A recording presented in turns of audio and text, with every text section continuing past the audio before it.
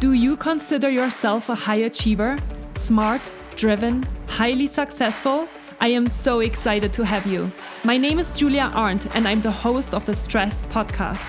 I will help you develop your stress resilience the same way you've developed your workplace superpowers. Learn peak performance tools to thrive at work and in your personal life. Let's get started.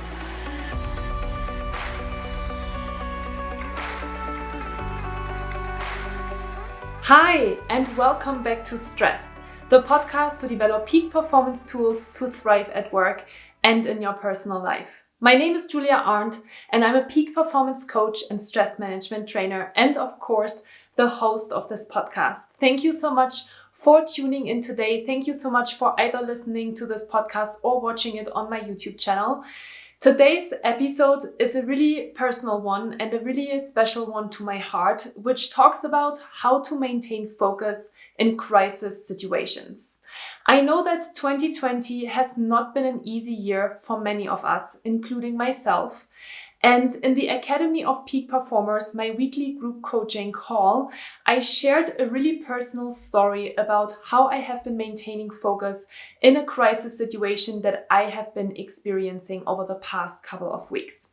And I thought, after the session and after receiving a lot of positive feedback and powerful feedback about how much it helped my participants, I thought I'm going to share this episode with you on the podcast as well, so you can learn a little bit more about what we are talking about in the Academy of Peak Performers, and of course, to learn from my own personal experience.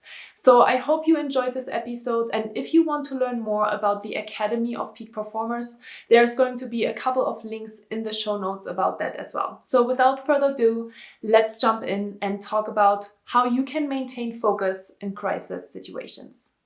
And with that, I'll jump into our topic of the day today. I prepared a couple of slides just to kind of keep focused, keep focused, right? That's our topic today. So today I want to talk with you about how to maintain focus when going through major life changes or through crisis situations or emergency situations. And I know that all of us are going through these kind of phases, right? We all are human beings, and we have ups and downs in our life, which are absolutely normal. And sometimes we have something happen to us that really affects how we feel and how we can focus, right? And this is not the first time, by the way, that I've had this challenge in terms of going through a heartbreak and having to really focus on work or juggling kind of both at the same time. Obviously, this time it's a little bit, I guess, more serious because he was my fiance and I plan to spend the rest of my life with him. So it's been a really, really difficult month for me emotionally. And I want to share a couple of things with you that helped me over the last 4 weeks. So the first thing that I think is really important at the beginning when you are going through something really difficult is to communicate it, especially at work. And I have done that before. 6 years ago, I was going through a really hard time while I was working at Google. I had just moved to California and something bad happened as well. And so, I was really struggling, and I am a very emotional person, and I prefer to share than to not share because I want to keep the connection with people. I feel like if I'm not honest and if I don't just say what's going on within me, I feel like people judge me, or like they start to have a certain opinion about me because maybe I'm not doing the work the way I should be doing it. So I think communication is really important. So, I told you guys on September 3rd that I can't show up for that meeting. I really couldn't. And at the time I wasn't ready to give more, of course, details of what had happened, right? But I shared that something was going on in my life that was really hard for me. And then another just example as well here is that, I told you about that big case study that I've been working on for a team, something really new that they've asked me to create. And I was a little bit delayed on delivering something for them as well. And I felt really bad about it because I obviously don't want to be seen unprofessional. And after a meeting with the director and the ABP actually sent me an email and told me that they were not very happy about the progress, which was really tough, right? And I totally understood that. So I emailed her and I said, here, listen, this is what's happening to me right now. And I'm like, I don't want to use this as an excuse, but rather as an explanation of what is going on in my life. And I want to be really transparent with you. I will try my best, of course, to deliver the best possible work, and I am going to do it. But at the moment, it's just too much for me, and there's just so many things that I'm juggling. So, and people are very, they're very sweet usually when you share that, because everybody is a human being and everybody can relate to heartbreak or also to other situations, right? And I think really one of the things for me that's very authentic to me, thank you, Lauren, is to share and to say what's going on, because it's just the way I am, and the person who I am, and the person, like, the way I want to show up in the world as well. So communication for me was really important.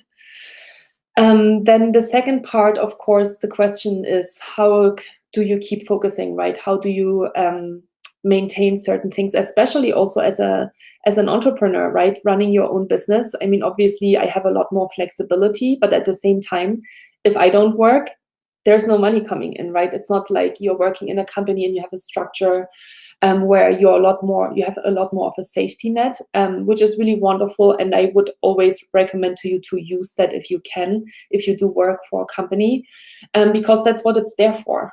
So, take time off, communicate what's going on, even if you don't go into the details, but say that you're going through a really difficult, hard time at the moment, and you need time for yourself. I think it's really, really important. And at the same time, I think it's important to balance. So what I mean by that is that I think it's important to grieve, and it's important, obviously, to feel the feelings and to just take a lot of time for yourself. And at the same time, I also think it's important to maintain that focus on other things, right? Because, life needs to go on. We are growing from certain things, but life needs to go on. And sometimes it can be helpful to have certain routines and to do certain things in order to also have that feeling that there is still some stability or consistency in your life. Because obviously, when something really difficult happens, it's hard to think that everything will be okay, right? So there's two things that really work well for me, and I'm sure I've shared this before. There's two things. The first thing is my routines. So sticking to what I'm doing every morning in order to take care of myself has been so important and has given me so much stability to get out of bed, and to, as hard as it is, as at like some days, to get out of bed and to do my routine. And I think that's why routines are so important, and that's why routines are so important to create before something like this is happening, right? Because you're not going to create a routine like that and have that mental strength to do it when it's not there in the first place. And that was really it is still a really strong anchor for me in the mornings, especially in the mornings, of course, like to get out of bed, right? At the moment, I have a million thoughts on my mind, as you can imagine. I feel a lot of anxiety, which I haven't experienced in 2 years. But that's just what it is at the moment. And my routine is really helping me to kind of pull back in. So my routine is really important. And then the second part is I have created some type of consistency for my business as well. So there are certain things that I do every week. I have, 4 posts on Instagram. I write a newsletter every Wednesday. I have obviously this group every Wednesday. I record 2 YouTube videos every Tuesday, which I prepare on Monday. So there are certain things that I have been doing for the last 18 months super, super consistently. And even during this time, those were the things that I really kind of almost forced myself to do to keep on going. Because like that's where also my ambition obviously comes in, where I'm like, I just need to do this. Like it's not possible for me to not do these things, because then it's like, okay, if I don't do the videos or the podcast, what am I going to post on Instagram? What am I going to write about in my newsletter, right? Like there's obviously things that are attached to each other. And I think it is important to do certain things that are important. So obviously as an entrepreneur, that's, obviously the things that are important for me. And obviously I keep, doing my one-to-one coachings and my workshops and things that have already popped up on my calendar anyway, which sometimes feels hard to do, because when we are in a difficult time, we feel like we just want to spend all of our brain energy analyzing and thinking about this thing, right? And trying to make sense of it and finding logic. And again, I think there's part of it where you need to do that, and part of it where you need to distract yourself and you need to focus on something different, to not swim in anxiety or get depressed. There's obviously a lot of different things that can happen if you don't take care of yourself during that time. So when you're working for a company, you could really think about what is the essential during that time, that where you want to continue to show up, right? Sometimes and every person is of course different, and every person can deliver something different. One person might drown themselves in work, right? I'm sure we have seen this. Other people feel like they can't do anything at all. I think there needs to be a balance between the two. But being able to focus on the essential things, and having that almost as that feeling of accomplishment at the end of the day, to tell yourself, okay, I did this, and now I can go back and I can grieve and I can feel what I'm feeling, because I have kind of ticked that box, has made me at least personally feel good about myself, because I think I've worked so hard on building this business, and I think it would be really a shame to kind of drop it during these times. And it doesn't mean that obviously I'm not drowning myself in work at the moment, but I keep on going. So focus on the essential, make sure that, again, there's these consistency pieces and these routines that I think are really important.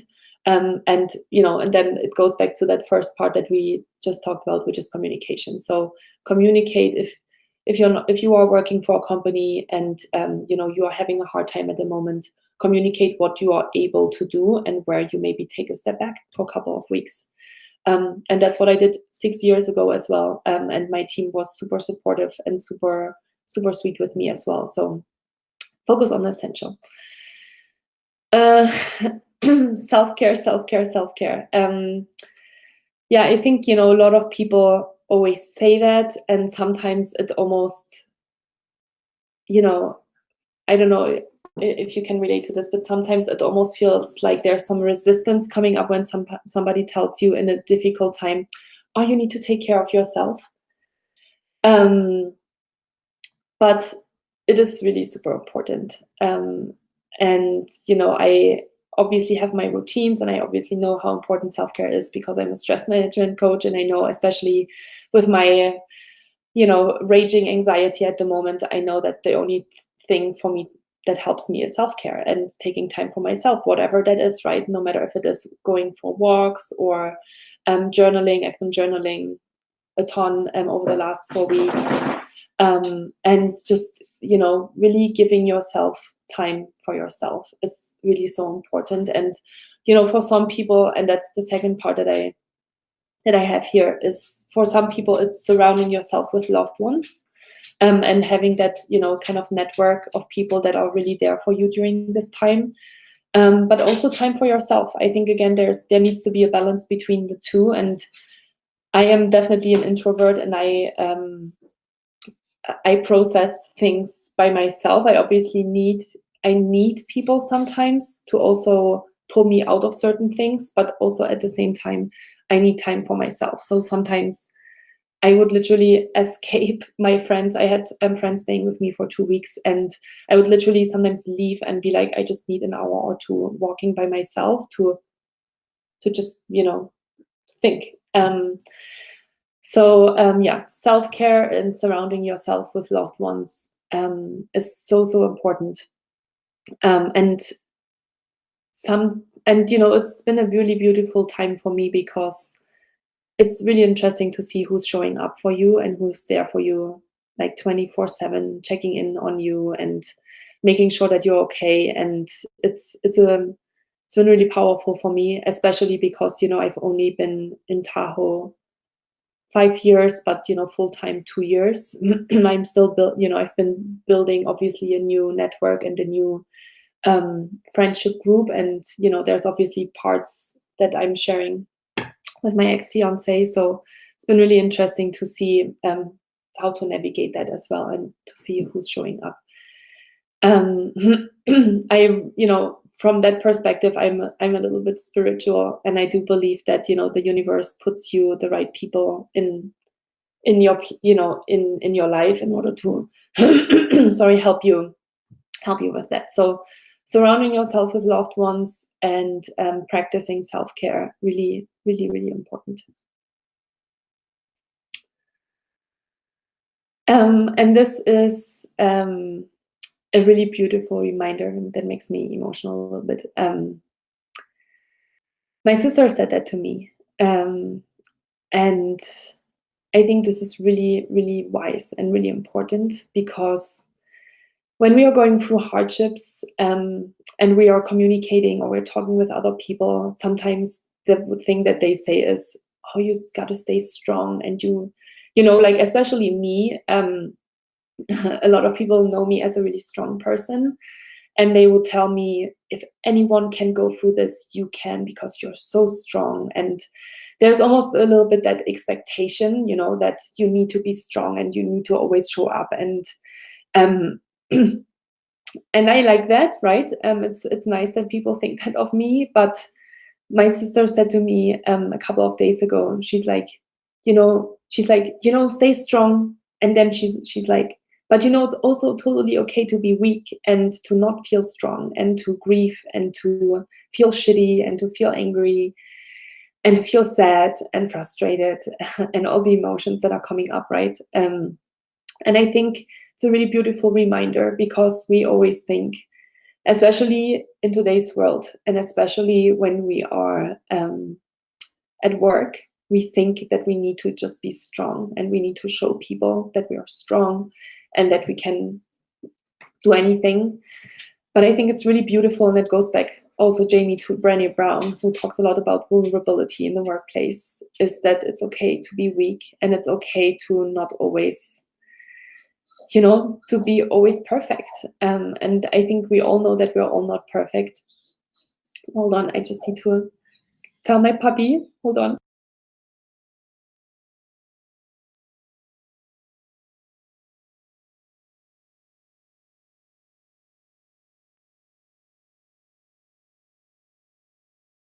Okay, sorry about that. Yeah, I think it's a really, really important reminder that we are okay to show weakness as well. And it makes us more human. It makes us connect more with other people. I've had a really wonderful conversation with a client of mine last week. Um, he is an executive at Google, and he actually decided last week in our one-to-one coaching session that he's going to take a couple of weeks of care leave to homeschool his children and support his wife. And it was a really difficult decision for him. And we talked multiple times that day, and we were talking about the pros and the cons. And he was very worried about what his colleagues would be thinking of him when he would make this decision. And he said to me, we were talking about me and about how I took time off for my burnout in 2018. And he said to me, "Yeah, but Julia," he's like, "now you're showing up, and you're even showing up during this time." And he's like, "If you wouldn't be here right now, like, I wouldn't have somebody that supports me through this decision, which is a really important decision for me. So I'm so grateful that you're here." And he's like, "What if there's other," obviously he's supporting a lot of people at work. And he said to me, he's like, "What if I'm not there, and I can't show up for these people that maybe need me, like just how you are showing up for me right now because you are deciding to work. You're helping me so much. And I said to him, I'm like, if I wouldn't have taken time off in 2018 for myself, I would not be here, and I wouldn't be able to support you the way I'm able to support you now because I've had that experience.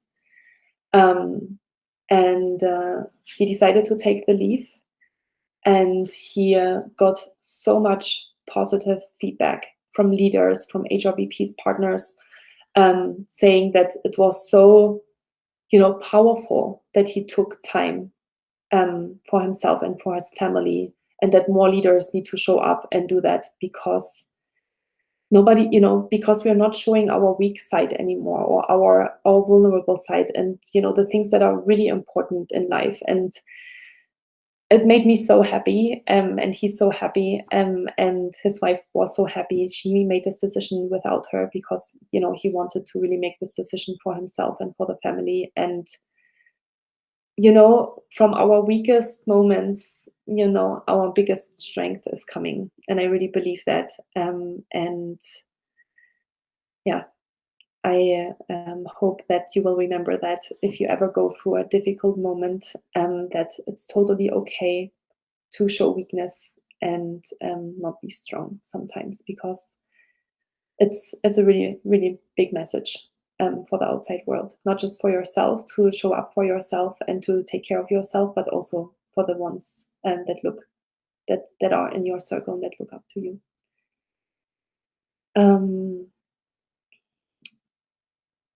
Oh yes. I'm like, what else did I have? This is I love quotes, and you know that because I have affirmations for you every month. This is something that has really transported me in the last couple of weeks, because I have a lot of fear at the moment about my future. And I really love this one. Faith and fear have one thing in common. They both believe in a future that hasn't happened yet.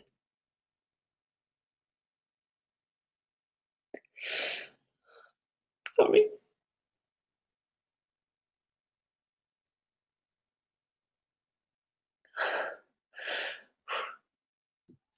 Fear believes in a negative future. Faith believes in a positive future. The answer to fear is faith, and it's only a thought away. And that goes back to the power of perspective and the shift in perspective that we all can do at any moment in time, because fear is always there. And this is another thing that actually Elizabeth Gilbert said as well. She said, when she's been working on a new project for her books, that fear was always by her side. And she had a really serious conversation with fear. And she said to fear, hey, fear, I know that you will be always there because you are there to protect me. But you can't interfere anymore in my life, and you can't make me stop doing certain things. It's so powerful how she's writing it. It's in the book Big Magic, and I really, really highly encourage you to read it if you're interested. It's not just about building a business, but you can apply it in anything in your life. And I think this is such a beautiful reminder that many things that we do sometimes in life are transported with fear, when all we should really focus on is faith. And it's, I'm not Christian or religious in a way, like it's just my own spirituality, I guess. But Julia, faith here refers to, let's say, a positive outlook, or do you mean a religious faith? Yeah, that's a good point. Yeah, it's more it refers more to believing, right? Believing in what's going coming. to happen. Yeah. Okay. Understood. Yeah. Yeah. I would also interpret it in that way, and makes sense. Yeah, but anyway, that's what I wanted to share with you today. I'm always here.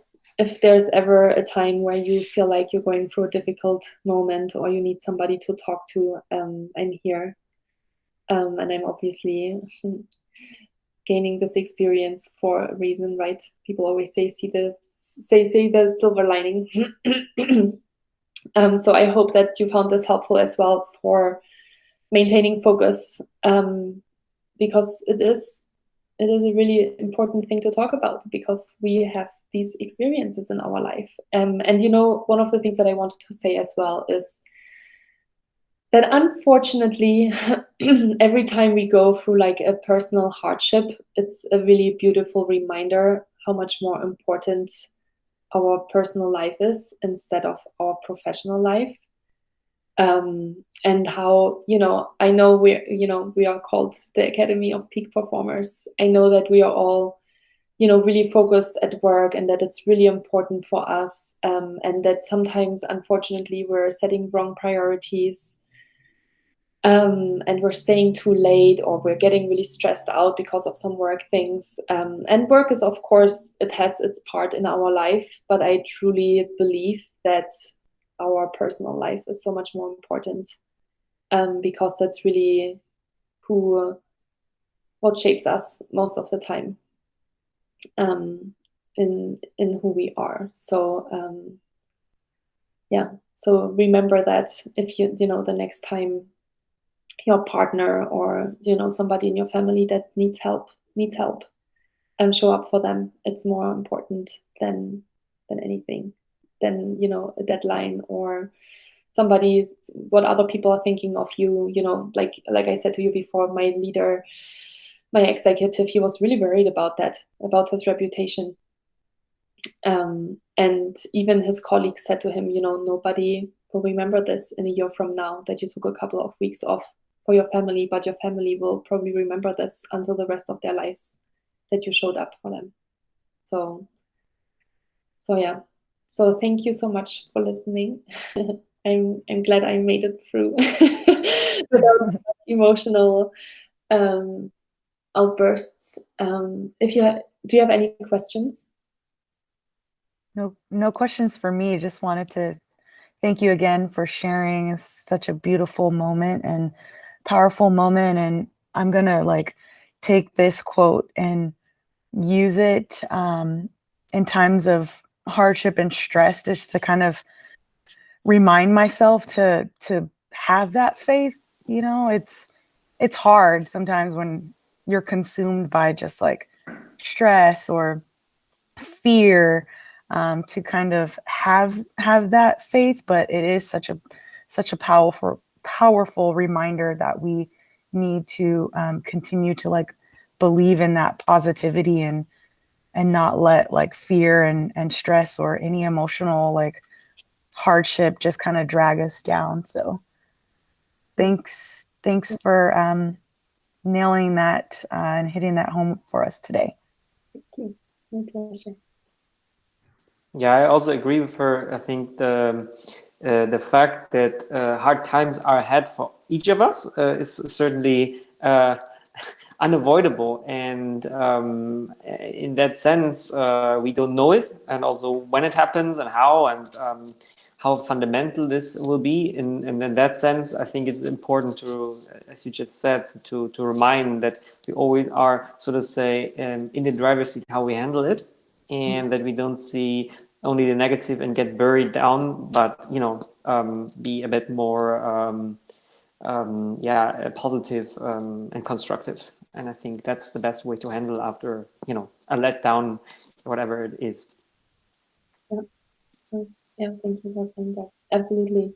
We are on the driver's seat, and I think it's a really beautiful reminder that we are in control. And we are in control. Sometimes we feel like we're not in control when things like that happen, right? But the only thing that we can focus on is the things that we can control in that moment.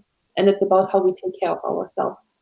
And, especially when it goes about heartbreak and love, they always say that you need to love yourself first. And, it's really, you need to love yourself, and you need to, that's why self-care is so important. And that's why if you can stand up for yourself, then then that's such a powerful thing. So I actually did have a question. I did want to say thank you so much. Your vulnerability means a lot, and just knowing that you value personal life, that means a lot. And my question is, how did the AVP respond to you when you said that you were going through personal things? I mean, I'm just trying to put myself in those shoes, and like, I know one of my biggest things is I want to please people, and so I guess I'm looking for tips on kind of how to have that kind of interaction when you're facing something like you're facing. Yeah, good question. She reacted really well. Like I said, everybody can relate to that. Everybody can relate to any, to different things. She was very positive. She said to me, so, she obviously sent me a personal message, and then she said to me that she, informed the director as well that I've had some personal things going on. She didn't give him any details, which I really appreciated that she didn't do that. But I think it's important. So she reacted really well. I think one of the things that I think is always a little challenging is that, people are like, oh, this is happening to you. Take a weekend and then get back to us next week, And sometimes, especially things like that, they are not really resolved in a weekend, It's not like you're going to take 3 days and your life is all on track again. Bless you. So that is definitely something, of course, to navigate, and I'm still navigating that, right? Because I'm also a person that's very introspective and that just needs time to heal. Like, I know that this is going to go on for a couple more weeks and probably months. Yeah,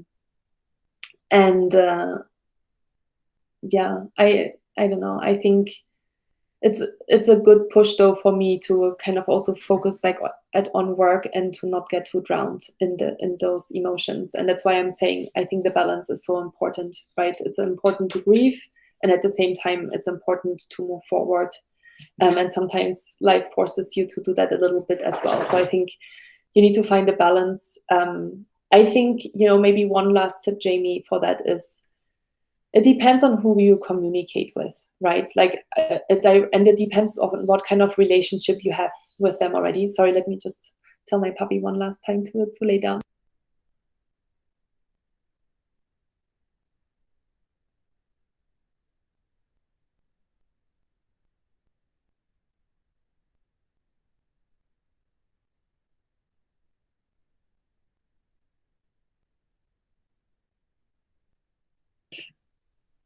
Sorry, yeah. So one thing that I would say is always like be, of course, aware who it is, and then what kind of relationship you have with them. Obviously, with a female, I'm just a little bit more, with a female person, I was a little bit more comfortable to share that with her. She, we had a good vibe. I wouldn't have shared it with a director that I hardly know, So I would always, based on the relationship you have with the person, decide how comfortable you are, how much you share. And that goes back again to Brené Brown. I love her too. She talks about vulnerability and about the chicken and the egg, like what comes first. Does trust come first, or does vulnerability come first? And you need to give, it's almost like you need to edge a little forward and like share a little bit and then see how the other person responds. And that's how you create trust. And then you open, of course, more and more up, or you just stay at a certain level, right? So I think that's the other thing that I would just encourage you to think about. That if you need to communicate something that's very vulnerable to you, communicate how comfortable you are to share, how much you're comfortable to share. I think you should still share, but of course, how you communicate it is the question. Thank you. That's helpful. Okay.